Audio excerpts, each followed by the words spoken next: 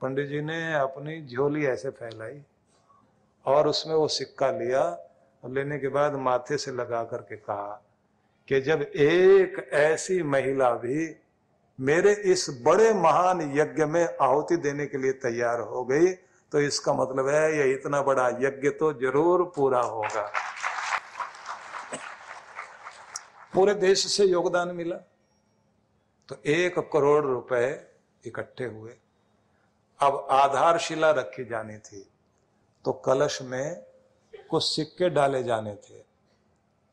जो कलश जो है आधारशिला में रखा जा रहा था तो पंडित जी ने वो सिक्का, वो जो 1 पैसा था ना, वो अलग रखा हुआ था, वो लेकर आए। बोले और सिक्कों के साथ ये जरूर रखना। जिस भावना से उस गरीब सफाई कर्मी महिला ने ये पैसा दिया है, ये इस नींव में जरूर जाना चाहिए कि हर वर्ग का हाथ इसमें लगा है, ये पूरी दुनिया को रोशनी देगा।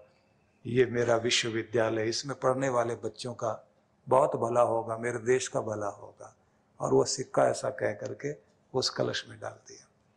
और जब वो कलश स्थापित किया गया, लोग मालवीय जी की भावना देख रहे थे कि बनाने वाले की भावना क्या है। मालवीय जी के पास पैसे नहीं थे, लोगों का साथ लिया, इतना बड़ा विश्वविद्यालय बनाया गुलाम देश में। उस समय भारत आजाद नहीं था। जिस विश्वविद्यालय में एक जगह से दूसरी जगह जाने के लिए भी बस में बैठ के जाना पड़ता है, इतना दूर दूर तक फैला हुआ। मैं निवेदन करना चाहता हूं आपको, काशी हिंदू विश्वविद्यालय बना, एक महान कार्य है। एक व्यक्ति ने अपने मन में भावना ली, कर्मयोगी बनकर मैं कुछ बड़ा करना चाहता हूं। पूरी दुनिया मदद के लिए आकर के खड़ी हो गई। आप कुछ बड़ा सोचिए तो सही, भगवान आपके साथ सहायक खड़े कर देंगे और आपका दुनिया में आना सफल हो जाएगा। इसलिए कृष्ण भगवान ने यह कहा कि जनकादय शब्द से कहा, जनक आदि अनेक राजा महाराजा महान पुरुषों ने भी निष्काम भाव से कर्म करते करते इस भारत भूमि में अपना स्थान बनाया। अर्जुन तुम भी कर्मयोगी बनो और निष्काम कर्मयोगी बनो। राजा जनक ऐसे राजा थे, वैभव के बीच भी ऐसे रहते थे, न मोह न आसक्ति, अपना कर्तव्य बहुत अच्छे से पूरा करना। सुखदेव मुनि ज्ञान लेने के लिए राजा जनक के पास गए थे, जिसके पिता दुनिया में, सुखदेव मुनि के पिता इतने बड़े ज्ञानी थे, लेकिन उन्होंने, ऋषि ने अपने ऋषि पुत्र को कहा कि जनक से शिक्षा लेना जाकर, क्योंकि उनके पास जिंदगी का अनुभव है। तो कृष्ण भगवान ने जनक का उदाहरण दिया कि जैसे राजा जनक रहे, निष्काम भाव से राज सत्ता पर बैठे रहे, लेकिन मोह नहीं रहा, कर्म अपना कर्तव्य अपना बहुत अच्छे से निभाया, और वो राजगद्दी पर बैठकर भी परम ज्ञानी थे। ऐसे अर्जुन कर्मयोगी जरूर बनो, लेकिन भक्त बड़े, कर्मयोगी के साथ साथ महान निष्ठावान निष्काम कर्म करने वाला साधक बनकर जियोगे, ये जीवन का सबसे बड़ा उत्कर्ष है। बस इसी को समझने की बात है कि जब हम दुनिया में कर्म करते करते मुझे इसका क्या फायदा, मैं दूसरे के लिए क्यों करूं, मुझे तो जो कुछ करना है अपने लिए करना है, तो जहां आदमी केवल अपने लिए सोचने लग जाता है तो समझ लीजिए वहां पर उसका कर्म भक्ति नहीं बनता। जब आप कोई ऐसी चीज करते हैं जो सबके लिए हो, तो फिर आपका कर्म भक्ति बन जाता है और वो आपको तारने वाला बन जाता है। तो कुछ कर्म अपने लिए और कुछ कर्म समाज के लिए, तो कुछ थोड़ा समय तो निकाला करो ना। ऐसा समय तो निकाला करिए जो आप सेवा में लगाएं, श्रम दान करें, अन्न दान करें, धन दान करें, वस्त्र दान करें, भूमि दान करें, और नहीं तो मंगल कामना ही करें, सबका भला हो। इसलिए हमारी परंपरा में तो ये अद्भुत चीज है कि जब हम लोग अपने पूजा पाठ आदि सब चीजें कर लेते हैं ना, तो आखिर में सर्वे भवन्तु सुखिनः सर्वे सन्तु निरामया ये बोलते हैं कि सबका भगवान भला करना, सबको निरोग करना, सब खुशियां देखें, कहीं पर भी कोई भी दुनिया में रोता हुआ नजर न आए, परमात्मा सबका भला करना। इतनी बड़ी मंगल कामना करने का मतलब है कि अगर हाथ से कुछ नहीं कर सकते, कम से कम मन से तो किसी का भला सोचिए, मन से भी बुरा ना सोचो। और व्यास ऋषि वो तो कितनी बड़ी बात कहते हैं, भगवान से प्रार्थना करते हैं, उनकी प्रार्थना देखिए कितनी अद्भुत। न त्वहम कामये राज्यम न स्वर्गम न पुनर्भवम कामये दुख तप्तानाम प्राणिनाम आर्ति नाशनम। भगवान मैं तुमसे कुछ मांगने चला हूं। किस अवस्था में? मैंने जो तप किया, जो जप किया, जो साधना की, जो भी कुछ किया, जिस अवस्था तक पहुंचा हूं, आज तक कुछ नहीं मांगा, आज मांगने लगा हूं। तो क्या मांगता हूं? न त्वहम कामये राज्यम, राज्य नहीं मांगता हूं, न स्वर्गम न पुनर्भवम, स्वर्ग भी नहीं चाहिए, मोक्ष भी नहीं चाहिए, फिर क्या चाहिए? कामये दुख तप्तानाम प्राणिनाम आर्ति नाशनम, बस एक ही कामना है, मुझे ऐसा कोई गुण, ऐसी कोई शक्ति दो भगवान कि इस दुनिया में जितने भी लोग हैं, जिनकी आंखों में आंसू हैं, जो रो रहे हैं, तड़फ रहे हैं, उनकी पीड़ा को मैं हर लूं और उनके चेहरे पर मुस्कुराहट दे दूं। बस ऐसा कोई गुण मुझे दे। सुश्रुत महाराज ने भी यही कार्य किया था ना, दुनिया की पीड़ा हरने का। और वाग्भट महान आयुर्वेद के ज्ञाता हुए, जिन्होंने गायत्री पर 12 साल तक तप जप अनुष्ठान करते हुए वक्त बिताया अपना, और जब सिद्धि नहीं मिली तो निराश हो गए। निराश होने के बाद उन्होंने लोगों से पूछना शुरू कर दिया, 12 साल तक कुछ नहीं हुआ तो आप बताओ कि मैं और क्या करूं? तो किसी ने कह दिया तंत्र मंत्र वाली साधना करो। वो कहां होती है? बोले शमशान घाट में, वहां बैठकर साधना करो तो तुम्हें कुछ फल मिले। तब वो सोचने लगे शमशान घाट भी अगर कोई ढूंढा जाए तो जो महाशमशान घाट है उसमें जाएं। तो वो कौन सी जगह थी? उनको लगा कि मणिकर्णिका घाट बनारस में, वहां चला जाऊं। तो वो रहते थे वाग्भट मथुरा वृंदावन में, वहां छोड़कर भागे बनारस। और मणिकर्णिका घाट में जहां बहुत सारे शव जलाए जाते थे, वहां बैठ करके तंत्र मंत्र वाली साधना शुरू की। साधना करते करते 1.5 साल में ही होने लगा जैसे कुछ मिल गया। चारों तरफ से आवाजें गूंजने लग गई। आवाजें चारों तरफ से आने लग गई तो उन्होंने देखा कि कोई काली छाया चमकती है ऊपर तक और आवाज आती है चारों तरफ। तो वो बोले कि जो बोल रहा है वो मेरे सामने आए। तो पीछे से ही आवाज आती थी, साधक तुम्हारी भक्ति सिद्ध हो गई, अब जो तुम मांगना चाहते हो, पाना चाहते हो, तुम्हें दिया जाता है, तुम बोलो तुम्हें मिलेगा। इन्होंने कहा कि ठीक है, मैं जो मांगूंगा तुम दोगे, लेकिन जो देने वाला है वो आगे तो आए, मैं कृतज्ञता प्रकट तो कर सकूं, प्रणाम तो कर सकूं। क्योंकि लेने से पहले आदमी को धन्यवाद और सिर झुकाकर नमन करना तो जरूर करना चाहिए। मैं तभी तो लूंगा आपसे, नहीं तो मैं तो कर्जदार हो जाऊंगा। और कोई भी आदमी किसी से लेता है, कभी ना कभी चुकाना तो पड़ता ही है। इस जन्म में नहीं चुकाएगा तो आगे जाके चुकाएगा, उसके संतान तक को चुकाना पड़ जाता है। सामने आओ आप।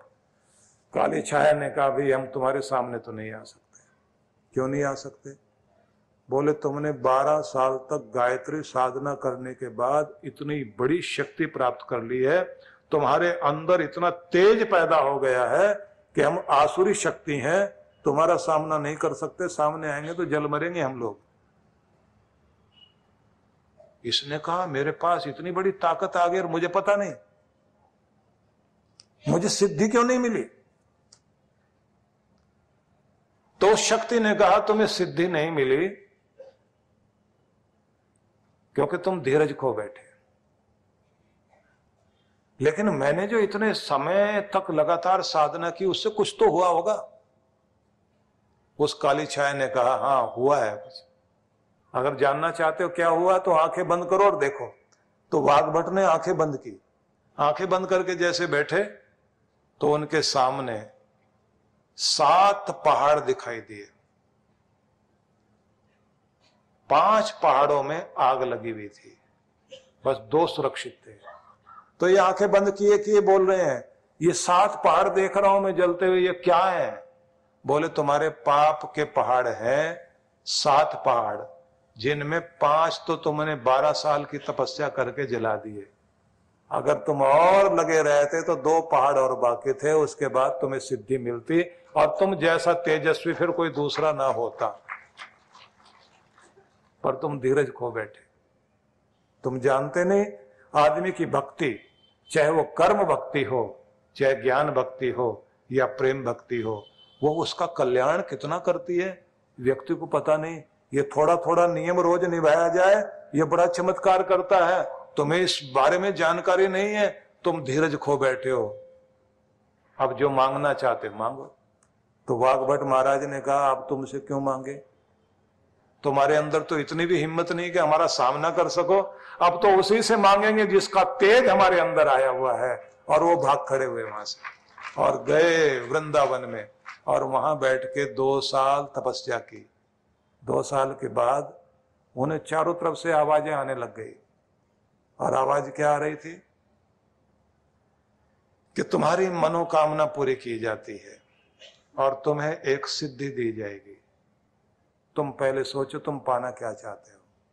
तो इन्होंने कहा मेरा होना इस धरती पर, मेरी पहचान कोई हो ना हो, लेकिन मेरे आने से इस धरती को लाभ जरूर हो, तो मुझे कोई ऐसा आशीर्वाद दो। तो आशीर्वाद मिल गया कि जितनी भी जड़ी बूटियां हैं उन सबका ज्ञान तुम्हें दिया जाता है और तुम इसके द्वारा इस धरती का संताप हरोगे। तो उसके बाद वो उठ के चले और उन्होंने सोचा विद्या तो मिल गई, जड़ी बूटियों का ज्ञान हो गया। जंगल में जा रहे थे तो जाते जाते उन्होंने एक एक बीज, एक एक पौधा, एक एक फल, एक एक जड़ी बूटी सब के बारे में जानकारी ली। और जैसे सब बोल रहे हो हम ये काम आते हैं, हम ये काम आते हैं, हम ये काम आते हैं। सबने कहा हम इंसान का दर्द, जीव मात्र का दर्द छीन सकते हैं, हम लोगों को हंसा सकते हैं, हम मुस्कान दे सकते हैं। तो इनको लगा कि मेरा इस धरती पर होना सार्थक हो गया। लेकिन उसके बाद ही आंखें बंद करके बैठे तो समझ में आया कि सब ये कह रहे हैं कि तुम जाओगे एक एक के पास, दुख दर्द के मारों के पास। अच्छा ये हो लोगों को ऐसी विद्या दो कि उनको घर परिवार में ही उनकी सेहत जहां भोजनालय में बनती बिगड़ती है वहीं सुधरने का रास्ता आ जाए। तब वाघभट ने एक बड़ा कमाल का काम किया, बड़ा रहस्यात्मक काम किया।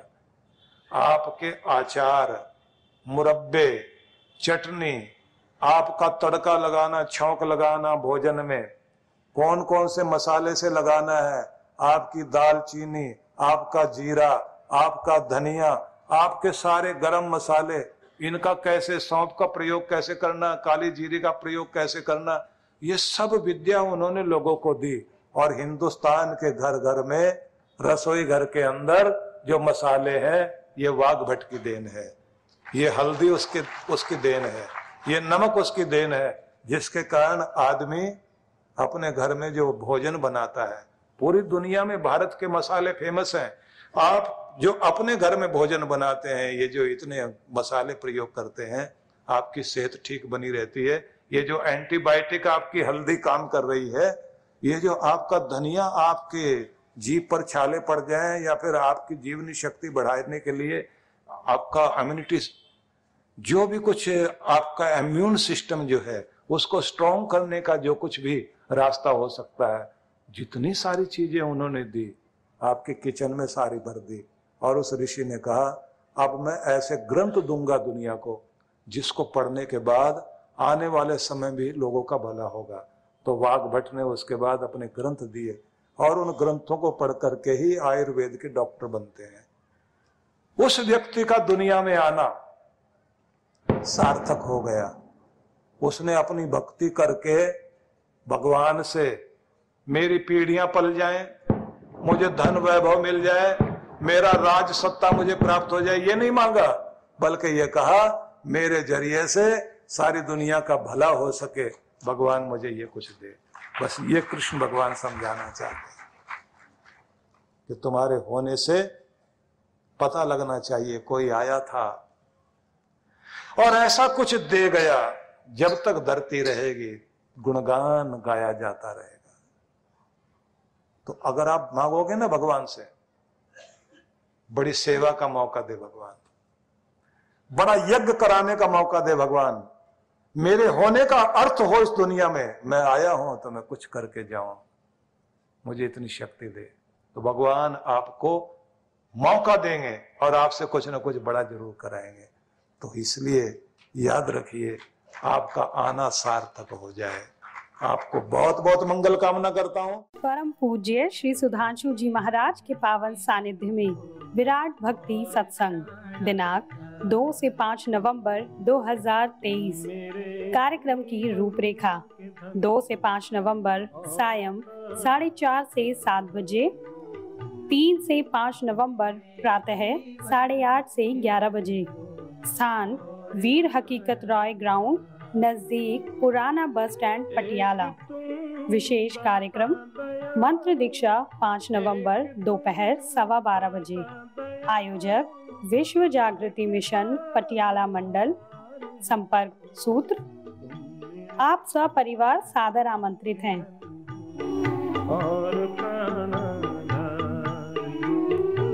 परम पूज्य श्री सुधांशु जी महाराज और डॉक्टर अर्चिका दीदी जी के पावन सानिध्य में अयोध्या ध्यान साधना शिविर